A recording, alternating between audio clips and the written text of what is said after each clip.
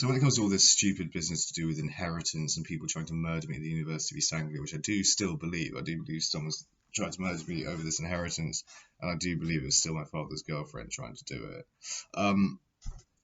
I suspect that the major actors within all this, within this drama, if there's a conclusion to this at all, will eventually learn in varyingly hard ways that what they were fighting over to begin with wasn't worth nearly the sort of payoff that they thought they'd get out of it.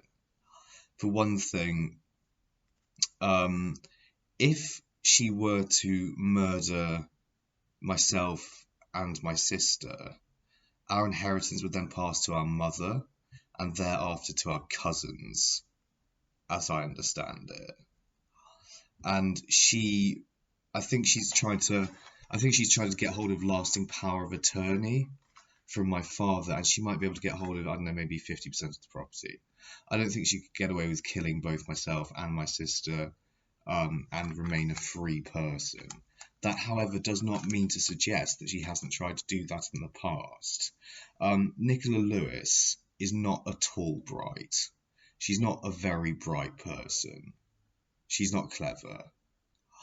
She's managed to cultivate the appearance of someone who is half clever, maybe, over the course of many years. But she's not actually intelligent at all, really. She's a very good sort of and manipulable middle management droid type. That's really what she is. But it doesn't mean to suggest that she wouldn't go for something like this, I wouldn't have said. Likewise, Pat Brain would be going for it, and I've said this before, really. Pat Brain would be going for it. Adrian Turner's probably going for it, using Nicola as a proxy, or one of the others, or Patrick as a proxy. Dave Paget, I don't have any interest in this at all. It's probably quite keen to see it all fuck up in their faces, which it undoubtedly will eventually. And they're going for this pot of development land, which is worth millions and millions in their minds, right? I don't think the big bad developers and the real gangland type people who are very often behind housing development would tolerate for an instant any of them getting their hands on it. But it might form quite a convenient trap for people they don't like. And if there's a bit of collateral along the lines, like me getting bumped off, actually it sort of serves their purposes, because they probably want to sink someone like Adrian Turner, since he's caused all sorts of problems with the council in the past and things like this, with yet more planning shit. So I don't know. It is very unlikely any of them will get the farm, those people. And yeah, like I've commented on it, it's the futility of it. And this is just something I could never see myself attempting to do this. It seems like such a convoluted and shaky extortion plot. But nonetheless, an extortion plot, and one that all the people, Patrick Brain is stupid enough to go for it and desperate enough to go for it, I bet. Because he had a right spoiled brat for a son who he doted upon, and, is a totally useless layabout waster type who actually doesn't do drugs, doesn't smoke, but contributes absolutely nothing to the world. And wanted to be a film director for years, had all the snazziest, most expensive equipment, all this sort of stuff. Well, I had, a second-hand Apple MacBook as the most expensive Christmas or birthday present my father's ever given me. 800 quid.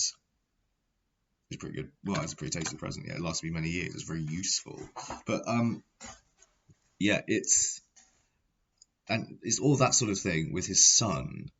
He's really trying to secure his son's future, because he raised his son saying, oh, you never have to work.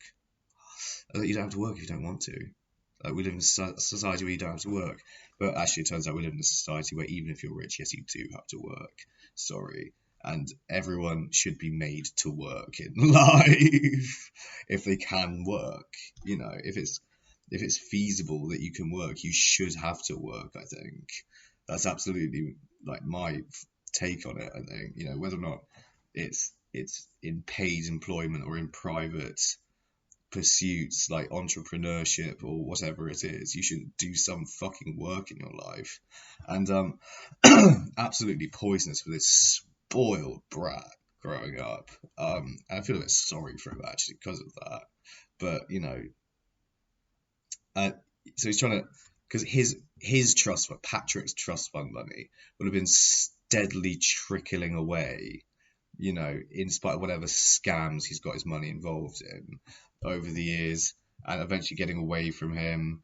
And now he's getting desperate, so he's trying to extort my father's property from him, and may have, you know, set a murdering, corrupt police officer on my ass, and trying to bump me off at the University of East Anglia.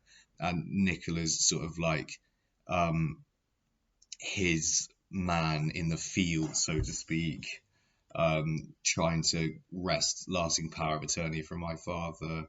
And she will have been in turn stitched up by Patrick into, you know, cutting him into the trust fund that was set up apparently after I was first sectioned under the Mental Health Act, which was also part of their plot to try and assert mental incompetence on my part, and thereby use that as a justification for setting up a discretionary trust upon which they were sitting as trustees so that they can siphon it all away through expenses. In the process of doing that, you've got to realise, like, what is it that you're going to get out of the council? They're not going to let you have it. Why would they let you have it and not let us have it? You see? Like, what do you think you're going to get out of it that we wouldn't get? You'll be chasing them with your lawyers then through the courts that you're going to pay for, that the trust is going to pay for, and then, oh, it's all gone. See? Magic. It's called a pot of gold at the end of the rainbow. There is no end of the rainbow. That's the cruel logic of it. There's no end of the rainbow and hence no pot of gold. It's a lie. There's nothing coming for you. Nothing. Nothing at all except bricks on that land. And then they're going to have to pay off, first of all, the people building it, and though like builders aren't actually all that cheap, I don't know if anyone's realised this, nor are they all that reliable. As we all know, they always run over budget. Yeah? So that's all going to be paid for. Then the house is going to be sold, which entails yet more difficulty and yet more expense. And they won't all get sold, so they'll all get entered into some new form of Help to Buy scheme, like Help to Buy Mark II or whatever it'll be. And in the end, no one will make any money out of it. That's how it is. It's corrupt stupidity. That's what gets these houses built. A lot of people think they're going to make money out of it, but no one does. Right. If it were all your land and you were doing it all yourself and you were making like luxury property, have you never seen Grand Designs? Don't you know how this works for real? You don't actually, there's no money in property, not really.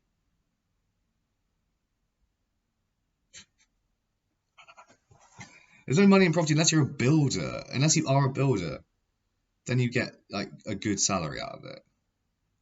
You make good money out of it. You make good money building houses if you're a builder. Not if you're a middleman. Well, not if you're like someone. Certainly not if you're a landowner. You don't make the money. You don't make the money then. No, you don't. Give up on the illusion, the delusion of what's going to happen here. Nothing, hopefully. If I have anything to say about it, no housing development will go there. It's the absolute last thing I want to happen. I want wind turbines there. That it'll make us far more money for us, for one thing. Or it will make money for us. That's the point of it, really, I'd have said. Like, it will actually make money for us.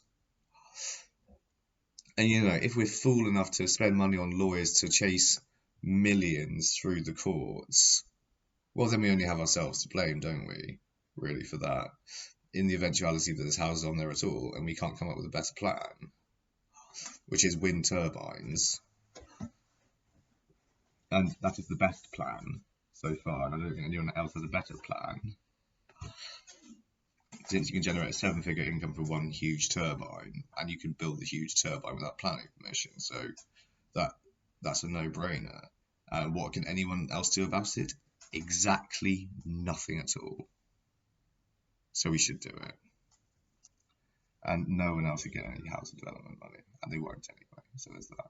Or if they do, it'll last 5 minutes in their hands and it'll go to shit.